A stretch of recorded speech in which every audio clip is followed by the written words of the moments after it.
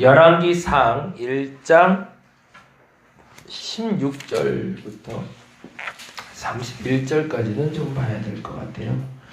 16절부터 31절까지 이제 사무엘 상하, 열왕기 상하 이렇게 연결된 거라 제가 조금 이따 설명을 좀 드리고요. 16절부터 31절까지 같이 한 목소리로 읽겠습니다. 밧세바가 몸을 굽혀 왕께 절하니 왕이 이르되 어찌 됨이냐.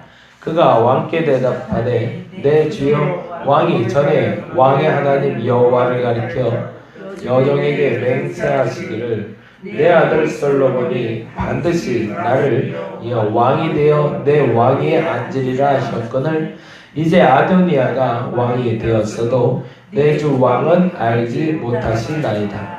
그가 수소와 살찐 송아지와 양을 많이 잡고 왕의 모든 아들과 제사장 아비아달과 군사령관 요압을 정하였으나 왕의 종 솔로몬은 청하지 아니하였나이다.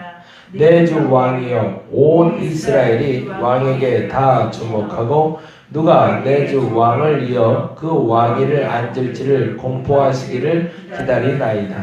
그렇지 아니하면 내 주 왕께서 그의 조상들과 함께 살 때에 나와 내 아들 솔로몬의 귀인이 되리이다. 밧세바가 왕과 말할 때에 선지자 나단이 들어온지라 어떤 사람이 왕께 말하여 이르되 선지자 나단이 여기 있나이다 하니 그가 왕 앞에 들어와서 얼굴을 땅에 대고 왕께 절하고 이르되 내 주 왕께서 이르시기를 아도니아가 나를 이어 왕이 되어 내 왕위에 앉으리라 하셨나이까? 그가 오늘 내려가서 수소와 살찐 송아지와 양을 많이 잡고 왕의 모든 아들과 군사령관들과 아비아달을 청하였는데 그들이 아도니아 앞에서 먹고 마시며 아도니아를 왕은 만세수를 하옵소서 하였나이다. 그러나 왕의 종 나와 제사장 사독과 여호와의 아들 분하야와 왕의 종 솔로몬은 청하지 아니하였사오니 이것이 내 주 왕께서 정하신 일이니까. 그런데 왕께서 내 주 왕을 이어 그 왕위에 앉을 자를 종에게 알게 하지 아니하셨나이다. 다윗 왕이 명령하여 이르되 밧세바를 내 앞으로 부르라 하매 그가 왕의 앞으로 들어가 그 앞에 서는지라. 왕이 이르되 내 생명을 모든 환난에서 구하신 여호와께서 살아계심을 두고 맹세하노라. 내가 이전에 이스라엘의 하나님 여호와를 가리켜 내게 맹세하여 이르기를 내 아들 솔로몬이 반드시 나를 이어 왕이 되고 나를 대신하여 내 왕위에 앉으리라 하였으니 내가 오늘 그대로 행하리라. 밧세바가 얼굴을 땅에 대고 절하며 내 주 다윗 왕은 망세수를 하옵소서 하니라. 아멘. 열왕기 상하는 사무엘 상하와 연결이 됩니다. 그래서 열왕기 상하는 사무엘 상하, 열왕기 상하가 한 편으로 이루어졌다고 보시는 게 맞고요. 이제 역사가들이 기록할 때 사실은 분리해서 그렇지 역사서로 보자면 사무엘 상하 그리고 열왕기 상하가 연결되고 이 사무엘 상하와 열왕기 상하를 묶음과 비교되는 게 역대 상하입니다. 근데 이제 여기서 조금 좀 차이점을 좀 설명하고 가자면 여러분이 하고 함께 읽은 것처럼 사무엘 상하는 사울왕, 이제 사무엘이라는 사람은 이제 중도자로 이제 넘어간 사람이고 사울과 다윗에 대한 이야기가 중점적으로 다뤄졌다면 열왕기 상하는 이제 열 왕들, 정확히 말하면 이제 솔로몬 이후에 분리된 남왕국과 북왕국에 대한 이야기가 기록이 됩니다. 근데 이제 역대 상하를 보면 시작점에 이제 보시면 알지만 아담부터 시작이 돼요. 그건 무슨 말이냐면 그 기록하는 방식이 조금 차이가 있다는 거예요. 여기서 두 가지만 기록해 놓으시면 좋겠는데 열왕기 상하는 선지자적 그리고 역대 상하는 제사장적 이렇게 좀 구별을 좀 해 놓으시면 좋겠습니다. 열왕기 상하는 선지자적, 역대 상하는 제사장적 그리고 또 하나 그 옆에다 여기까지만 적어놓으면 나중에 이제 본문을 읽으실 때 훨씬 이해가 되실 텐데 열왕기 상하는 남북 왕조가 멸망할 때입니다. 그리고 역대상하는 남북 왕조가 회복될 때 이렇게 구별을 해주시면 훨씬 더 편하실 것 같아요. 이제 시기적으로 설명을 잠깐 드릴게요. 열왕기 상하가 기록될 때는 사실은 그 조선왕조 500년이 끝나는 무렵 정도라고 보시면 될 것 같아요. 그러다 보니까 우리가 왕조가 멸망할 때 무슨 일이 있었죠? 일제 식민지가 시작이 됐잖아요. 남북 왕조가 멸망한 시기가 586년 정도가 됩니다. 722년에 북이스라엘이 멸망하고 587년에 남유다가 멸망을 하는데 멸망하면서 이들이 다 흩어져 버려요. 그래서 디아스포라라는 이름이 나오게 되는데 그래서 열왕기 상하를 기록했을 때의 그 목적은 크게 두 가지가 되는 거죠. 첫째는 뭐였을까요? 우리의 역사성을 기억해야겠구나. 흩어진 이 민족들에게 우리 유대 민족이 어떤 민족인 걸 알려줄 필요가 있었던 겁니다. 그래서 그것 때문에 급하게 기록된 게 열왕기 상하였고요. 또 하나는 매우 중요한 건데 왜 우리는 멸망했을까? 왜 우리는 그토록 북이 영화를 누렸었는데 다윗 왕 때 그리고 솔로몬 때 그 영화로움은 다 어디 갔을까? 왜 우리는 멸망할 수밖에 없었을까에 대해서 설명하는 게 열왕기 상하입니다. 그래서 열왕기 상하를 곰곰이 이렇게 살펴보시다 보면 북왕국 이스라엘 얘기가 골고루 잘 접목돼서 나와요. 근데 정확히 말하면 북왕국 이스라엘 이야기가 많이 나옵니다. 왜 그럴까요? 멸망의 징조가 거기 있었다는 얘기죠. 하나님을 떠나고 우상을 섬기고 바알을 섬기고 이제 앞으로 살펴볼 엘리야, 엘리사 이야기가 이제 계속 연거푸 나옵니다. 그러면서 이방 신상을 섬긴 것이 그들에게 왜 죄가 되었는지 궁극적으로 우리나라의 멸망은 우상을 섬겼다.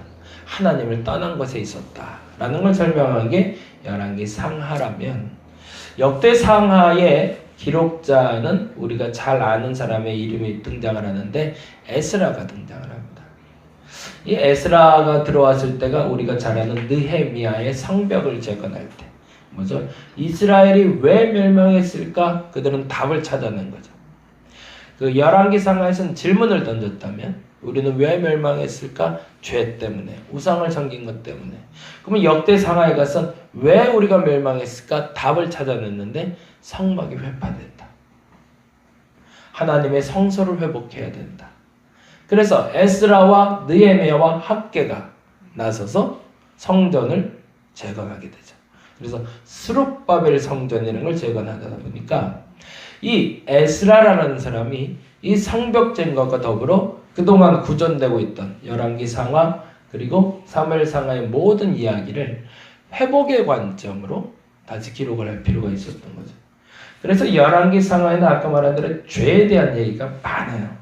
잘못한 얘기, 실수한 얘기, 왜 무너졌는지를 설명했어야 되니까. 근데 역대 상하는 그런 얘기가 있을까요? 없을까요? 거의 없어요. 왜 그럴까요? 회복을 이야기해야 되니까. 근데 그 회복의 뿌리가 어딘가를 찾아야 됐어요. 그 회복의 뿌리가 성막이긴 했지만 그 성막을 멋지게 옮겨온 사람이 하나가 있는 거죠. 다윗이라는 사람. 무너진 성막을 회복시켰던 다윗의 장막을 다시 회복하고 싶었던 꿈. 그래서 역대 상하에는 다윗이 아주 예쁘게 포장이 됩니다. 다윗의 잘못이 거의 드러나질 않아요. 큰 흠이 나타나질 않고 다윗의 그 혈통을 위해서 메시아가 올 것이고 다윗의 장막이 회복되고 있다는 이야기를 역대 상하에서 말하고 있습니다. 이제 앞으로 보실 때 열왕기 상하에서 근데 왜 다윗 얘기가 없지? 왜냐하면 패망한 얘기를 해야 되니까. 좋았던 이야기도 물론 필요하지만 그러나 무너져가는 이 나라가 솔로몬 때부터 시작된 이유가 거기에 있는 거죠. 솔로몬이 데려온 수많은 우상들, 수많은 여인들, 그리고 수많은 잘못들. 이게 죄악의 씨앗이었다. 이 얘기를 해야 되기 때문에 1장부터 솔로몬 얘기가 이제 시작이 되는 거고. 역대상하에서는 다윗까지 가고 있는데 요 다윗이 누구냐를 설명하기 위해서 족보를 쫙 기록하는데 그 족보의 시작이 아담. 하나님의 최초의 창조물인 그 아담이 곧 우리 다윗의 조상이다. 그렇게 설명하면서 바로 회복된 이 나라는 하나님의 나라이며 다윗의 나라이며 이 양권은 영원할 것이다 라는 걸 설명하는 게 바로 역대상하가 됩니다. 이제 조금 보실 때 그래서 이제 열왕기상하는 재작년에 설교할 때도 그 얘기했는데 북왕국에 대한 이야기를 좀 많이 할 거예요. 그리고 역대상하를 볼 땐 유대, 남유다 이야기를 조금 많이. 그래서 이제 두 얘기가 중복돼서 나오기 때문에 앞으로 보실 때는 연대표 이렇게 펴놓으시고 같이 보시면 훨씬 더 재밌게 보실 것 같고요.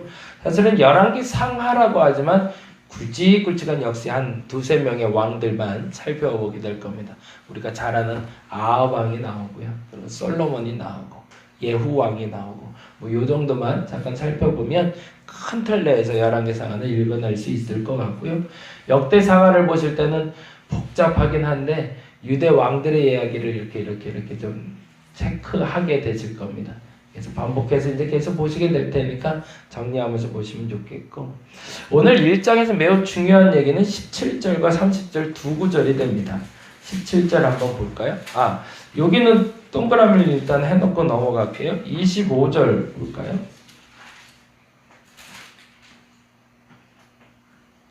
반역의 중심에 섰던 사람들에 대해서 25절에 기록되는데 재미난 이름, 기억나는 이름이 있어요. 25절 볼까요? 그가 오늘 내려가서 숫소와 살찐 송아지와 양을 많이 잡고 그는 아다오니아라는 다윗의 아들입니다. 자기 스스로 자칭 왕이 된 사람이에요. 그 사람이 숫소와 살찐 송아지와 양을 많이 잡고 왕의 모든 아들과 군사령관들과 그 다음에 뭐라고 되어 있죠? 제사장 아비아달. 거기다는 동그라미를 하나 했어요. 어디서 보신 분이죠? 다윗이 도망갈 때 법궤를 지고 왔던 제사장 둘이 있었죠. 누구였죠? 네, 사독과 아비아달이었죠. 네, 여기서 나오는 아비아달이 그 아비아달입니다. 동그라미 좀 해놓으시고요. 제사장 아비아달을 청하였는데 그들이 아도니아 앞에서 먹고 마시며 아도니아 왕은 만세수를 하옵소서 하였나이다. 그러면은 지금 반역의 선 제사장이 누구라고요? 아비아달. 근데 반면에 26절 읽어봅니다. 그러나가 나오니까 이제 반대말이 되겠네요. 그쵸? 나는 누굴까요? 나. 왕의 종 나와 나는 누굴까요? 나단 선지자를 얘기합니다. 나단 선지자와 제사장 누구요? 누가 나오니? 26절에 사독이 나오네요. 사독은 누구라고 그랬죠? 이후 솔로몬 시대의 제사장으로 정립된 사람이라고 그랬고, 아비아달은 누구라고 그랬죠? 엘리 제사장이 계보를 잇는 마지막이라고 그랬잖아요. 마지막. 엘리가 마지막에 자식 가정의 종말에 대해서 이야기했던 그 얘기 듣잖아요. 더 이상 너희 가정에 제사장이 나오지 못할 거라고. 그 마지막이 이제 아비아달이 됩니다. 그 정점에 있는 사람이 요때 나오는데요. 이 제사장 아비아달과 제사장 사독이 중요한 이유, 아까 처음에 법궤 나를 때부터 계속 설명했는데 이유가 뭐냐면 이들 둘이 두 가지 성막을 관리를 했었습니다. 이 제사장 아비아달이 기드온 산당이라고 불리는 1000번제들이었던 그곳에 있던 성막을 관리했고요. 제사장 사독이 예루살렘에 있는 다윗의 성막에 있는 법궤가 있는 성막을 관리했습니다. 이제 제사장들끼리의 파벌 싸움이 나타났던 거죠. 그래서 기드온 성막에는 사실은 기물들이 있었고요. 그리고 예루살렘 성막에는 법궤가 있었던 겁니다. 이제 아비아달이 법궤를 탈취하려는 계획을 가졌던 것이고 결국에는 사독이 그 권자를 이어내게 된 거였죠. 이 얘기는 나중에 시간이 되면 한 번 더 드리기로 하고요. 오늘은 17절과 30절만 보도록 합니다. 17절 말씀 같이 한번 읽겠습니다.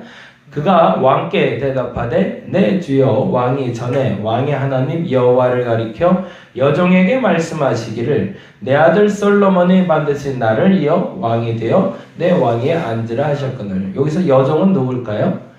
밧세바가 되겠죠. 그리고 그 아들 솔로몬 나오고요. 그리고 내 왕위를 앉으리라 라고 얘기할 때 누구 앞에서 얘기했다고 되어 있죠? 여호와 하나님 앞에서. 그러자 30절에 다음과 같은 기록이 나옵니다. 30절 읽어볼까요? 내가 이전에, 그쵸? 내가 이전에. 누가 기억해냈다는 거죠? 다윗이 기억해냈다는 거. 뭘요? 이스라엘이 하나님 여호와를 가리켜 내게 맹세하여 이르기를. 내가 그런 적이 있음을 안다는 거죠. 누구 앞에서 맹세한 걸? 하나님 앞에서. 그래서 뭐라고 얘기한대요?